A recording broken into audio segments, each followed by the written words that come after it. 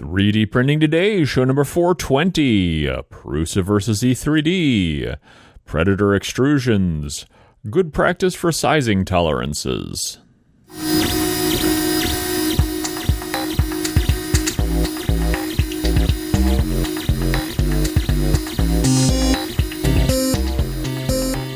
Welcome back to 3D Printing Today, the podcast about all aspects of 3D printing.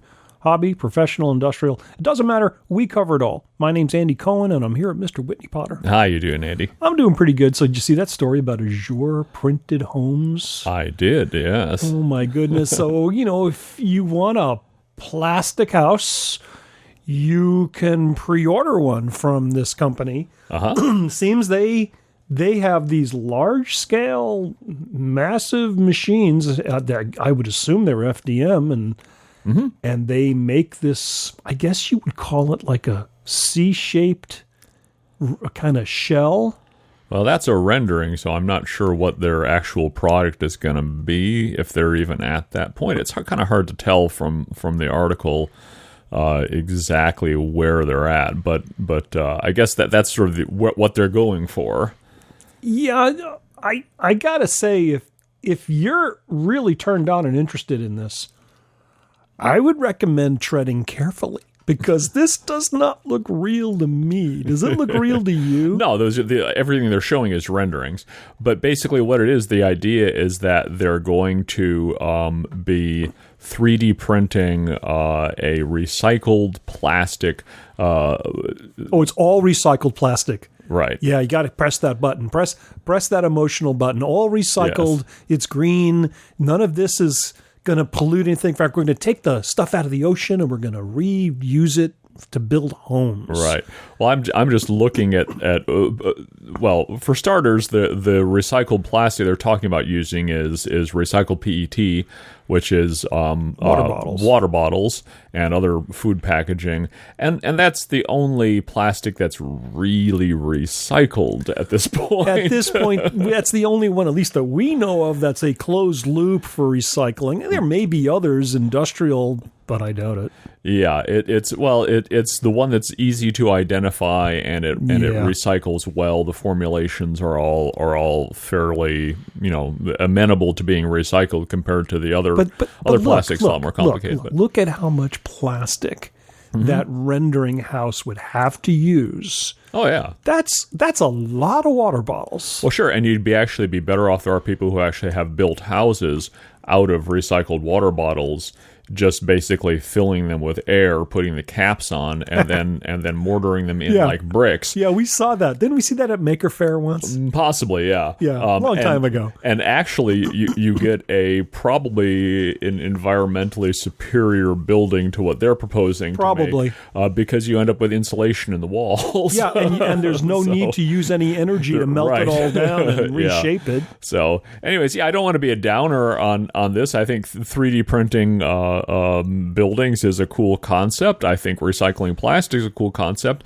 I'm yet to be convinced that this is a good way to combine those two concepts. So we're not going to be pre-ordering. Are you going to pre-order? I'm not going to pre-order I'm not going to pre-order. But I noticed they are a California company, and if they're anywhere near here, I'd be real interested to go take a look and see. I'll bet it's a little office, with a little paper sign on the window. Well, we'll 3D see. Printed on a laser printer. Here's our company. Here's our Azure. Well, now don't be mean. Now they'll never let us in. Well, that's okay, because I'm not going. What's on our show this week, Whitney? Show number 420. Show number 420, and we are not going to crack any cannabis jokes. Hey, it's 420, man. Yeah. What were we talking about? I can't remember. Oh, yeah. We got a show. Okay, what's coming up on our show? We're starting out talking about the Prusa versus E3D. Yeah, we're going to compare the tool changers, and then we're going to talk about the Predator's extrusions that we finally replaced. And then we're going to talk about good practice for sizing tolerances. Let's do this.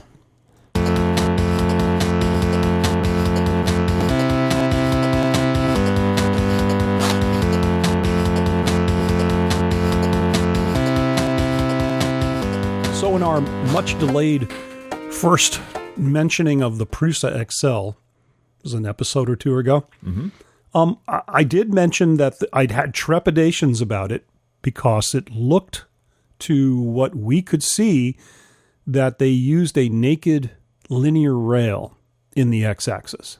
Mm-hmm. And from my experience with my Clone R1, as well as the E3D tool changer, I felt that was probably going to not work well at all. I mean, not be rigid enough. Not be rigid, and what you would get is it would bend in a rotational way. That's what they found at E3D anyway during the beta test. And that's not good. It's not good at all because you've got a lot of mass on a tool changer. There's a lot of weight there. So your positioning accuracy is reduced. Yeah, so I was kind of negative about it, and I would like to retract that because I learned after that the video that we saw had a black background. Oh, okay. So you just couldn't see an extrusion or something? It turns out that they use a profile that's a square. Mm-hmm. It doesn't look like it's a typical extrusion. It looks like it's solid or a lot of metal, and it's in a square shape, and it's the length of the x-axis, and the linear rail is attached to it. Mm-hmm. It probably has more rigidity and mass than the material used in the E3D tool changer, which is pretty impressive. Yeah. So I retract that statement, and I also want to add that we are in line for the Prusa XL. Yeah. I threw our hat into the ring pretty early, so we will be reporting about the Prusa XL on this podcast when we do get it, and hopefully we'll get it when they say we'll get it, but you know how it goes. I would expect it probably by the end of the year. Mm-hmm. That'll be cool to see. But in the meantime, let's do some comparisons between the Prusa XL and the other tool changer that's on the market today. The Prusa XL and the E3D tool changer will be the only commercially available tool changers to date. Now, unless something's announced between now and December, that's probably the way the market's going to be coming into 2023. Now, let's compare them. Well, the Prusa XL, according to what we're seeing on all the marketing information, is a finished product. Mm-hmm. Now, you can buy it with some assembly required, or you could buy it ready to print out of the box. And but it's not. You're not beta testing it. You're not beta testing it. It's not whereas the E3D tool changer is explicitly described as an experimental test platform. Mm-hmm. And they don't have any intention of commercializing it. Well, what does that mean? I mean, selling it as a finished product that is not an experimental platform? None at all. Okay. It'll only and it's not a box of parts. Right. E3D, when you buy the tool changer, the gantry, the X and Y axis gantry, the core XY setup is all put together for you. You put the extrusions together to build the case.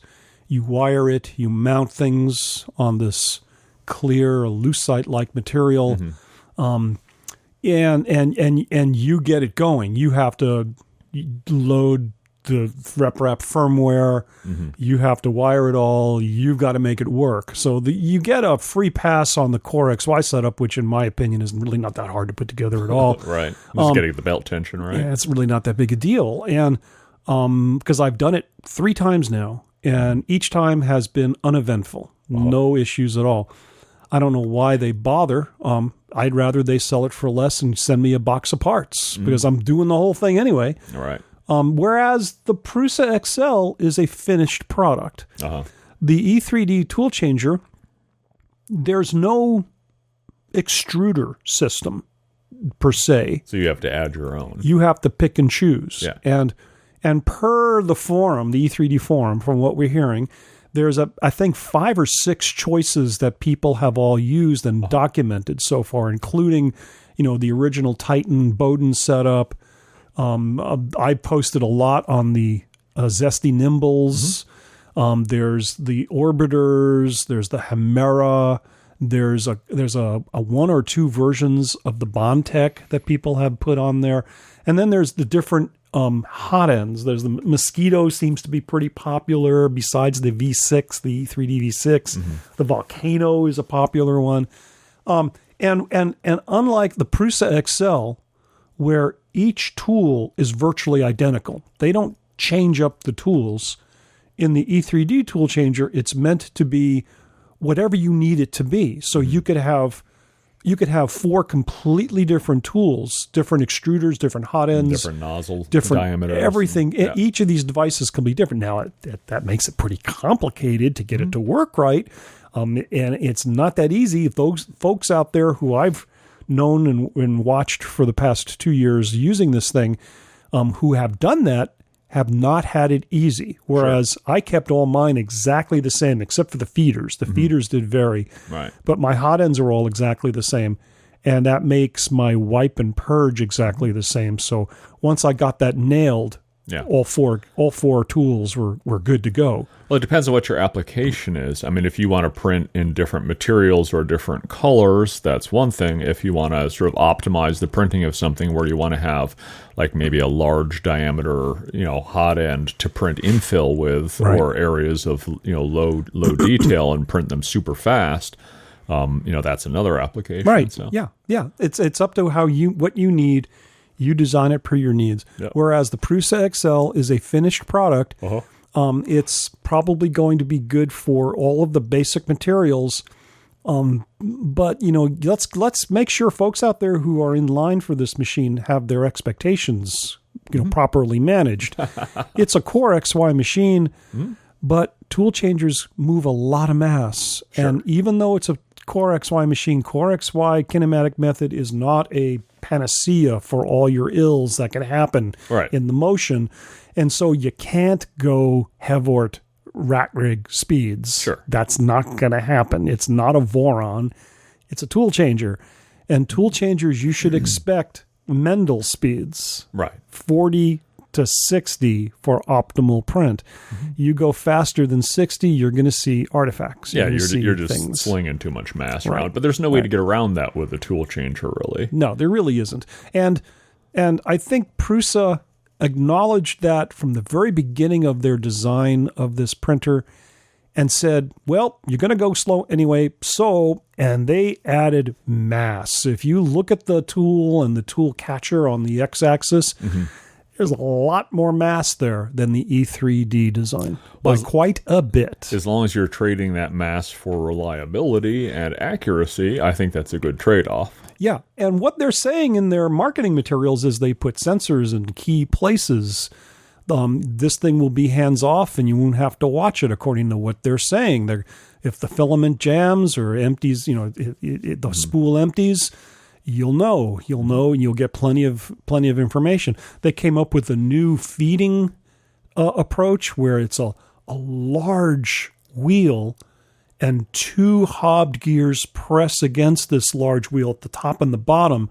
So all that surface, the filaments pressed against that large wheel, you get all that grabbing surface. Supposedly, that gets you a much, much better feed result. We will see. We will see when it comes. It just seems a little overkill to me. Yeah, well, if you can increase the surface area that you're driving on, then you're less likely to grind the filament when it jams. Or slip anyway. Yeah, so in theory, but of course, putting a bigger wheel on that, then you need much more torque on your motor. So yeah, we'll see. We'll see how it goes. Yep. They do talk about this kind of gearing approach that they use to turn that gear. I don't know what you would call that kind of gear, a gear that rides within another gear. Not planetary? No, I don't think they're planetary. It's hard to tell. They may be planetary, but not with 3, maybe just 1. But it looks kind of like a Rankle engine the way it kind of goes around. So we'll see much more detail on that in the near future. Oh, sounds cool.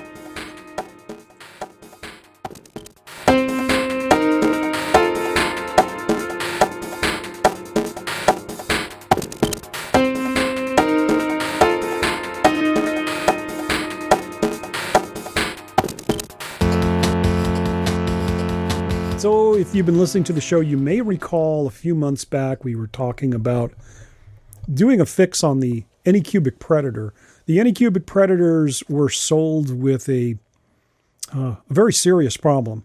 They did not use anodizing on the extrusions that they custom made for their vertical risers, or whatever you call their rails. The columns that are also the guide rails for those 3 bars that go vertically on it that make up the majority of the casing of this machine. Well, they're the frame, but they guide the carriages. Yes, so. And those guides, if they're powder coated, painted, as the Delrin or whatever plastic they're using on those wheels rub against the sides, it takes the paint off. It wears. Yep. It wears, and we started seeing that problem, and we contacted Anycubic, and they sent us replacements for those.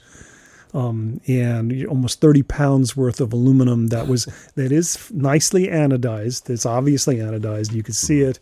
And I decided to finally make the change once the paint had come off enough so that if I manually rolled the carriage, it would stop. It would literally stop where the paint was coming off. Wow. Yeah. Yeah. And in where the paint was coming off, it'd be loose. Yeah. Yeah. It's pretty dramatic looking at the old extrusions. That was a big mistake in that design. Yeah. So doing this fix wasn't really that hard to do. You take all the bolts out and take it apart. The most difficult aspect of the fix is that the printer itself is fairly heavy. And if you're by yourself, that means you're probably going to hurt yourself. So you probably need someone to help lift it off of whatever stand you've got it on and lay it down sideways. Before you do that, I took off the carriage, the sticks that hold the carriage, all that's removed. All the cables have connectors on them, so it pops apart pretty easily. So all that came apart fairly with no issue. Put the printer on its side, and you literally have to take it completely apart. All the bolts for these 3 bars have to come out, and that's about 8 bolts per bar. And switching them out, you have to take on the old bars, you have to take the carriage off. You have to take off the 2 pieces that are the adjustment bearing on the bottom.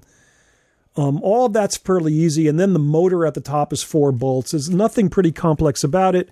One thing is that the 2 pieces that hold the bearing that creates the loop for the GT2 belt, that part, they use drop-in rotating T-nuts. T-nuts. Oh, those are such a pain. Which are the biggest pain. And so if you're going to be doing this fix, there are a couple things that I did to try to make the printer a little better.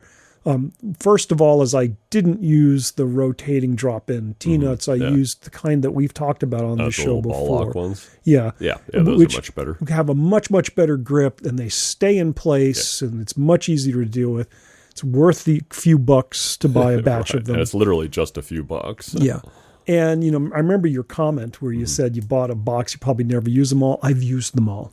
Oh, I've bought many boxes of them, but I put my whole van together with those. Yeah. So. Every time I see rotate locking T-nuts, I throw them away and I put these in. Yep. So I did those, and I also took out the Delrin rollers and put in polycarbonate rollers.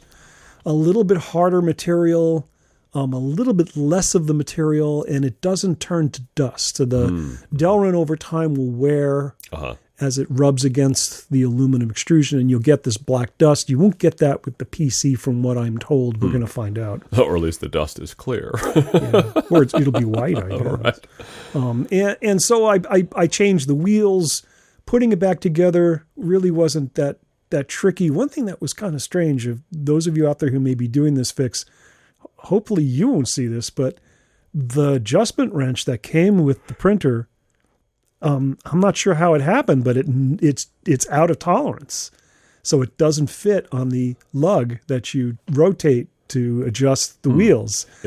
I had to file it down. I had to file it down. It's a little tiny spanner that gets in between the carriage and the extrusion, so you can get to that little... It was no longer to tolerance. I had to take a file to it and file one side of it to get it to fit that adjustment lug. That was kind of weird. Yep. And other than that, there really wasn't that much complex about putting it back together until got it all back together, and I notice I'm getting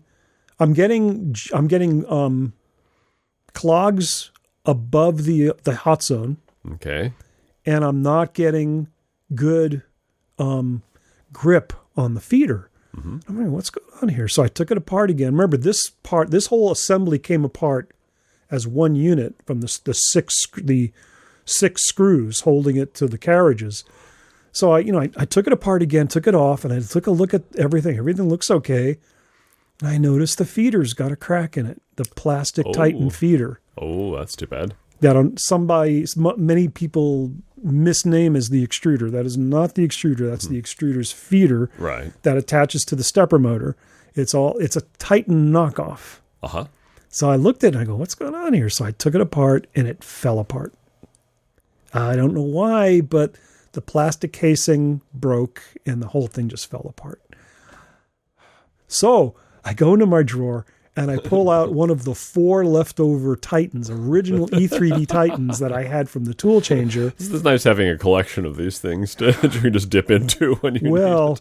I put it on the assembly and I got it all working. Took some time now. I got to admit, I was kind of scared and not comfortable about this because it's close, but it's not exactly the same size spur gear and what's the name of the scooped out bearing? I forgot. The pressure. Yeah, the pressure bearing is a little bit different size, but that shouldn't matter. But the gears matter and the same number of teeth, so it should have been okay. Yeah, put it all back. Pitch could be different though. And then I put it all back together, and it was slipping like crazy. So I spent the $11 and bought a new Titan knockoff, and the Titan, and I got it 2 or 3 days later, and the Titan knockoff worked perfectly. Absolutely perfectly. There are little things. And the original didn't. Yeah, that's one thing about E3D. E3D is an innovative company that does great stuff, but they don't do great stuff better. I mean, they could be better. And let me give you an example of what they did that wasn't that great on the Titan. Okay. The Titan, as the filament travels out of the Titan, it's got to go through a coupling. And the knockoff, the coupling was tapered. The opening, the ID of the opening on the coupling had been tapered. So when the tip of the filament goes through, there's no edge to catch it. And it just goes right through. Well, the original Titan doesn't have that. It has a little tiny edge and it constantly gets stuck. Yep. Little things like that. Yep. The sprung idler arm. You want to move that with your finger. Well, just a little tiny thin piece of plastic is there, whereas the knockoff has a thumb grip for it. Gotcha. Little things like that just made the E3D usability an issue. Sure.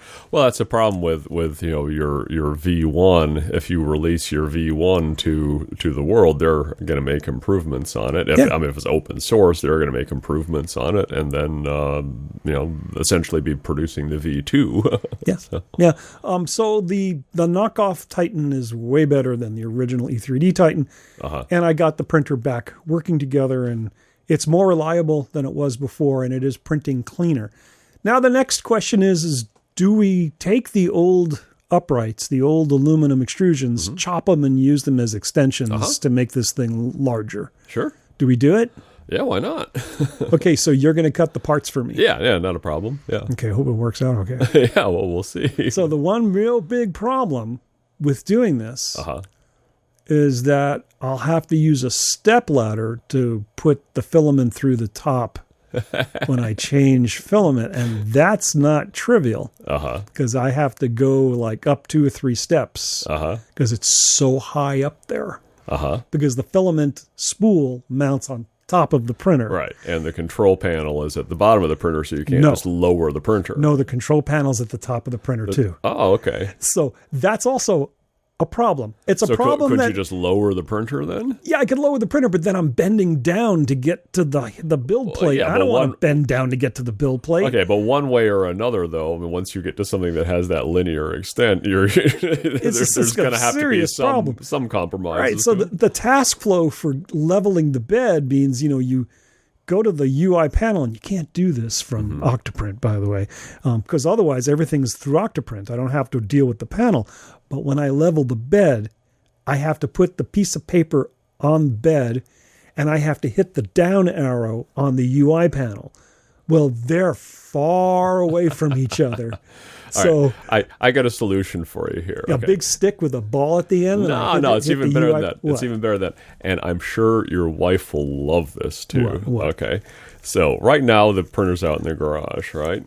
But right inside the house, you got this beautiful front stairwell, right? Yeah. All you got to do is put it on a nice, convenient table in the stairwell at the right height so that you can work on the build plate. And then when you need to change the filament, you just climb up a couple steps. So I put the printer in where my stairway is in my hallway. Exactly. Just put it right. And my wife will love that. I know. That's why I'm saying. I'm sure it's a win-win for everybody on this one. I'd have to decorate it with Christmas decorations. Make it like a Christmas tree. Or you could 3D print like a full size version of Winged Victory that would kind of clamp around it, so you could Yeah, that won't work with me. Yeah. Oh well. No. That's the only real problem with making this machine super tall. It's not a trivial problem either. Right, but there's no. I mean, other than if you could somehow. I mean, you're always going to have to access the build plate. So if you had the control panel on the bottom, and then somehow we're feeding filament from the bottom through a long Bowden tube or something, then that would be a solution, right? Because then you'd only be working from the bottom. Yeah, but remember, everyone, this is an Anycubic printer. And Anycubic, the way they engineer their printers, it's kind of like you can't take a little bit here and not have over there affected. So you change one thing, you have to change everything. Yep. So let's say I want to change the extruder to put in a real V6 or a better extruder than the V6. No, I'd have to change the effector. I'd have to change the firmware. I'd have to change the TC and the heat. Everything changes, including the controller board. Not worth the work. Now, is that because you can't update the firmware? Well, the firmware can be updated, but not easily. And these are the kind of changes that you want to be able to go in and, just make a tweak and have it. It's not that easy to do. Not because you have to compile it, but because it's all in Chinese and all of the commands are like reversed and nothing makes any sense. And I just don't want to deal with that. Yep. So if I'm going to change anything, I have to change everything, and I'd rather not bother.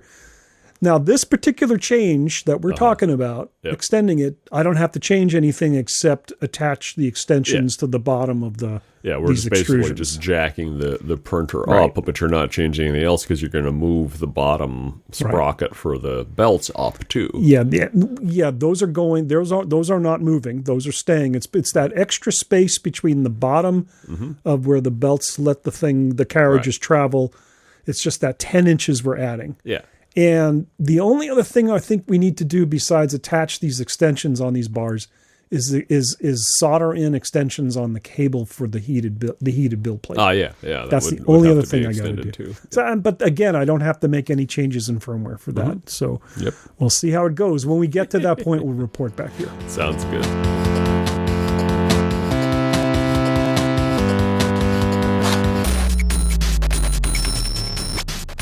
So I got some interesting Christmas presents this year. What'd you get? The most valuable Christmas present I've ever gotten in my whole life. I got a new tooth. A new tooth? Yeah, I got an implant. Wow. It wasn't cheap too because I did not go to Mexico. There is a big difference between getting an implant in the United States and getting one in Mexico. Oh, I'm sure. Besides the 1/10 it's 1/10 the cost if you go to Mexico. It's 1/10 the skill if you go to Mexico. Oh, sure, yeah. So why stop at Mexico? You can go to Thailand. Yeah. But this took a year. It took a year of time and careful patience and healing up and the post and healing. And when I went in, he did multiple X-rays before he did the pilot hole. He was, and so he knew he wasn't going to wreck the nerve of another tooth, and then I'd lose that tooth. So it really was artisan, carefully done, and it's a prominent tooth in my mouth. So I was like, wow, I just got this yesterday. Isn't that cool? Good. Yeah. But I got another Christmas present. I got an Apple Watch. Cool. Series 7. And that leads me to what we're talking about. I wanted to print myself a dual watch holder because I have an older Apple Watch. And so I go digging on Thingiverse, and boy, if you really want to see huge cache of things. Go Apple Watch, and you'll see so many of these. All the stands, these charger stands. Yeah. So I wanted to print one that had a dual watch capability. Okay. Because you have two. You have the old Apple Watch and the new Apple Watch. I have the old one and the new one, and I'd like to switch between them. And you can have them both paired to the phone at the same time? No. When you log into the watch, you put in your passcode. Oh, I see. Okay. The phone automatically knows which watch to talk to. That's clever.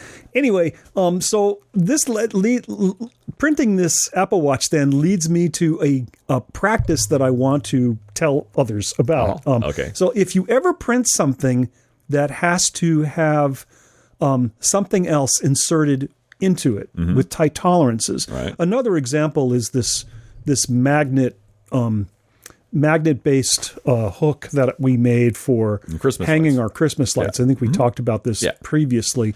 I wanted it to fit the magnet just right, so it doesn't come out, and when it's bonded in there, it doesn't doesn't let release. So how do you tweak those tolerances? So how do you get those tolerances? Well, what I did for both the watch stand and this part was to print only the first layer of the face of where that part's going to go in.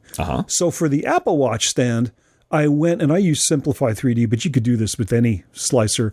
I put the face that has the circle of the charger disc, because that charger disc has to fit in that hole just right. If it's too big, it'll move around. If it's too tight, it'll either not go in at all or break the plastic as you're forcing it. Or not go in far enough to actually connect to the charger. So, well, actually, you want it sticking out a little bit because you want the watch to stay there from the magnet of the charger. Gotcha. But it's got to fit just right. So the way to check that is you put that as the face, that face flat part on the bed and only print like 2 or 3 layers. And then you take that off and you put the part in there and you can see just how close your tolerances are. See, I would probably check it with the part, the little printed test sample still on the bed so it doesn't distort when you pull it off. That's how I would do it. The reason why, well, I don't think it distorted that much. I print maybe 4 or 5 layers before I pull it off. Okay, So I don't think and it then distorted let it cool down. Yeah, you got to let it cool down. Okay. Otherwise, it's going to stretch the plastic or bend the plastic. Yep. In any case, that works great. Remember, that's not necessarily the way I'm going to print it.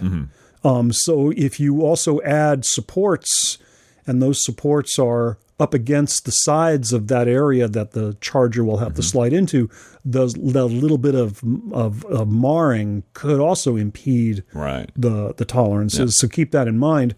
And then once I know if I got to make it larger or smaller, I can increase the size or decrease the size, or better yet, that's where I like to use the horizontal compensation, where I would diminish it just a touch if it's too tight, and it really doesn't change the size of the overall part that much. It won't in Z at least. So you are making a slice of this and making a different object, or are you using Simplify 3D to just print certain layers of a object? Certain layers of the object that I'm eventually going to print. Okay, so you have the entire STL and you're just using Simplify 3D to parse out the little test sample from it. Yeah, that area that's surrounding the part that part's got to fit into. And I size it. I know I'm at the right size, and then I print the part. Otherwise, you print the whole part, and the piece that you want to stick in there doesn't fit. You basically wasted all that plastic. Right, sure, and all that time. So. All that time in plastic is a waste of time. So don't do that. Instead, take a sample test print of where the part's got to fit into, test it, and size it accordingly. Keep printing that until it fits correctly, and then print the whole part. I've done similar sort of things on objects that I've designed on Fusion 360, where I wanted to know if a part of it fit. So I would just cut off kind of, just the part that I wanted to test. Sure. And just make a, some kind of a cutter object that chops it off. Yeah. And of course, the nice thing about Fusion is that then you just undo that and you've got your whole part again. So. Yeah, that's the right way to go. Yep. If you think you can do that without physically testing the piece that's going to go into the plastic, you're going to be disappointed because it's impossible to really get it right every time the first time. It's hard to you predict may get the lucky. tolerances. You may get lucky, but chances are there's going to be something about your 3D printer and or the material that you're using that inhibits those tolerances just a bit. Sure. So you should check it beforehand. Yeah, no, I test just about everything, even like screw holes and stuff. I do test prints of if it's a new material or more layers or something. So.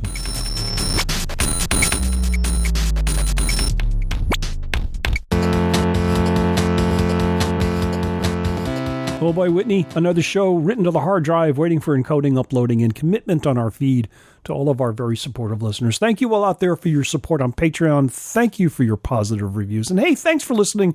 We do it for you. We do it for fun. No advertisements. We don't make any money off of this at all. But we do have a good time, don't we? We do. We do. And speaking of a good time, it's time for the thing of the week. Now, I'm sure all of you out there are saying, it's for your 420th show. Come on, it's 420. Yeah, Andy. Okay, so Andy tells me, he's like, it's the Valentine's episode. We've got to do a Valentine's thing. This would be what, the 8th Valentine's episode we've done? Probably. But it's the only time in the history of the podcast where it's ever going to be show 420. Okay, so we have to make a compromise. So I'm going to do a thing of the week, and you're going to do an improbable thing of the week. So my thing of the week is, let's see, the name of it is The Rose with the Long Stem. Let me see if I can bring that up real quick here. Where did I put? There it is on Thingiverse, and it's from a user whose handle is Gangster versus Fox.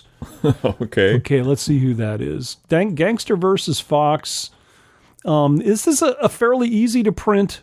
You can, if you're the type of person who's kind of like looking to get your spouse or loved one irritated with you, and you don't go out and buy yourself a real rose and think, I'll be super cool, you can print this. This is from Gordon Kretschmar, and it doesn't say where Gordon is from. It is a really nice thing, though, and if you print it in a red translucent filament like PETG, you might not be sleeping on the sofa. You might be okay. And if it smells good, you might be okay with it. And this is, I kind of doubt it. Yeah, probably not. This is thing number 5215105 on Thingiverse. Okay, it's your turn. Or you could have thing number 21. No. Do the thing number last. The thing number last. Do that's the thing right. number Okay. last. Okay. Because not everybody is going to want one of these. Yeah, so. and then you may decide you want it, and then you have to rewind. So let's describe it first. Thing number last, right. Okay. So this thing is in honor of our 420 episode. This is the Death Star herb grinder. Yes. So now I'm not a smoker myself, so I'm not sure exactly why you need one of these, but I take it that you do, and this is by far the coolest one. It's basically shaped like a Death Star, 2 halves, and you put your herb into the teeth and put the halves together and rotate them, and supposedly the teeth will chop that up into a fine texture that makes it easy to utilize in whichever way you may want to. And it may have some little bits of PLA or PETG or something ground up in there with it, but that's okay. Oh, God forbid you do something unhealthy for you. Okay, so anyway, this is the Death Star grinder. Comes to us from Flying Hirsch. Better known as Brunin Farina from Switzerland. And it is thing number 2122226. That's a lot of twos. Yeah, this came out a long time ago. Yeah, 2017. Yeah, the low-hanging fruit in the herb grinder market of making the Death Star. There's also if you're a Pokemon fan, you can also Google up a Pokeball herb grinder as well. Yes, or you can just print a Pokeball or a Death Star. You doesn't have to be a grinder. That's true, but this is the 420 episode, man. Yeah. If you've got a tip, a question, or just want to say, what the heck are you guys talking about, just send us an email. You could ask what we're smoking, but honestly, we're not. We're not. No, we're not. We're not. You could send us an email to info@3dprintingtoday.com. That's THREE, the letter D, printingtoday.com. We also invite you to join our forum on Google Groups. Just go to Google and search 3D printing tips and tricks. When you get there, if you want to post, you have to hit that little join button on the right side. And also our Facebook group is still there. It's still there. If you can't wean yourself off of the evil website Facebook, just search for us, 3D Printing Today podcast. You'll find us up there. People still post there quite a bit. I still have to force myself on there to go looking around. Anyway, we do have a show next week. Show number 421. We start out with more on the Prusa XL. We'll muse over Thingiverse. And then we'll talk about a knife jig for your USB microscope. I guess that's it. Great. Thanks for listening.